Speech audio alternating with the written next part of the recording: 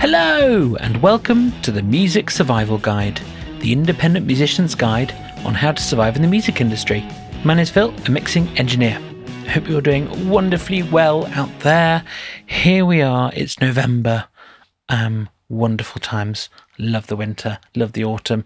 Anyway, I wanted to talk this week about grabbing attention online, because it's a bugbear for many people. Some people really do like using and engaging with social media and working out how to get the best of it. And some people just want a gig, and some people just want to put out music and stuff like that. They don't really want to be bothered with the whole social media thing. But the reality is you need to, and you know you need to, if you want to build a fan base, which is frustrating maybe, but you need to have a think about how you're going to do it. So I want to talk this week a little bit about how you might go about that, to think through some questions, work out some things for yourself so that you can move forward confidently and hopefully successfully. So firstly, the question to ask yourself is, who are you trying to get attention from? Who is your ideal fan? Your ideal potential fan, your ideal actual fan. What you should do, if you really want to think about this, is spend some time as a band sitting down and working out who your ideal fan is. How old are they? What do they like outside of music? What do they like in music as well? How often do they use social media? What kind of things do they like on social media? What kind of other entertainment do they like? Things like that. Work out a really good holistic vision of that person, because that means that when you're thinking about posting and you're thinking about how to write things and you're thinking about how to engage with people, that is the person you are trying to grab the attention from. That is the person you are trying to entertain. That will really, really, really help you work out who that is and then stick with it. Really stick with it. Secondly, you need to work out how to post. So you need to work out how you're going to make some content. And I think the best way to start is work out posts that work with your personalities. What I'm saying here is, don't be fake. Be real, be genuine, be yourselves. People will see that and recognize it. If you see people being fake, you will generally sniff it out, even if you can't put your finger on why. Make sure you are posting that is in a way that is honest to yourself. So if you're quite serious as a band, I don't know how to put it, but quite serious, I'm going to put it that way. Make sure your content kind of is around that, is around the song craft and stuff like that. If you're quite silly and jokey and you like to play pranks and you like to do stupid stuff as a band, put that online as well, because people will love it. People will see what you're like and people want to know what you're like. So make sure you are honest to yourselves when you post content, based it around your personalities. You need to make sure, thirdly, whatever you're posting about, it is in and around your music. There is no point in posting lots of very funny, I'm sure, but irrelevant memes. There is no point in posting some content that's funny, maybe, but has nothing to do with your music whatsoever. Because at the end of the day, your real goal is to try and get people to listen to your music, to come to gigs and become a fan.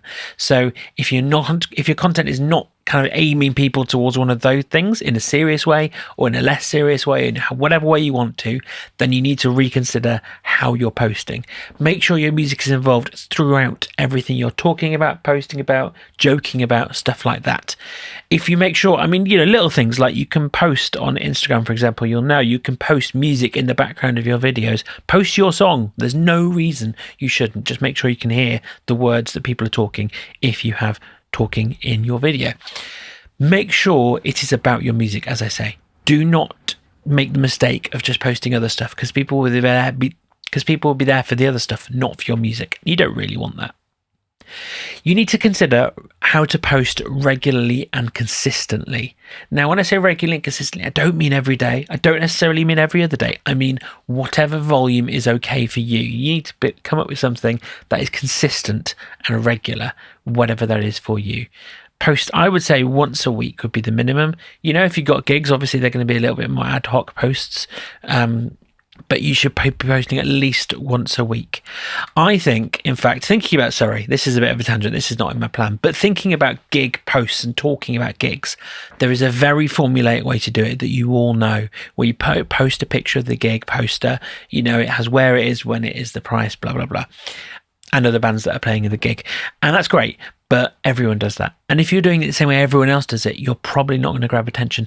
Is there a way you can convey that information that's entertaining? That might be a big ask, but think about it. Honestly, think about it. This stuff will help you stand out, and this stuff will help you get packed gigs as well, hopefully, if you do it right. So that's worth thinking about as well. But anyway, as I said, make sure what you're posting about is involved in your music, and your music is integral to it. Finally, just a kind of random thought that I had, if you're working out kind of like, I just don't really know how to post, I don't really know what to talk about, go back to your old songs that you've released in months gone by. The way that people tend to do it is that as soon as the song comes out, or in the kind of build up to a song release, you'll post about it. As soon as it's out, you'll never post about it again. Why not spend once a month, I don't know, reposting your old music? That will help people kind of go, oh yeah, that music's really good too, and help people kind of drive people towards it. Don't underestimate that. Driving people towards your old music as well as your new stuff is a really, really good strategy. You can post then other things, like you can tell stories about how you wrote it, what the song means, if you want to talk about that kind of thing. That's a really nice little way of kind of recycling, I guess, your music into new internet content. And I hate the word content, but it is what it is. And that will really help you kind of think about something to move forward with. So I would definitely suggest doing that if you've not got anything else to post in the time being.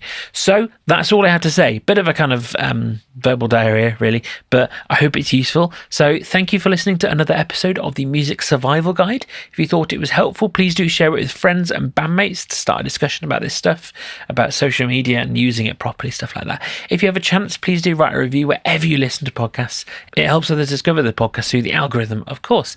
Finally, if you're thinking of recording or mixing them, please do drop me a message in the links in the podcast description below, and we can have a chat about it. And I will see you next time.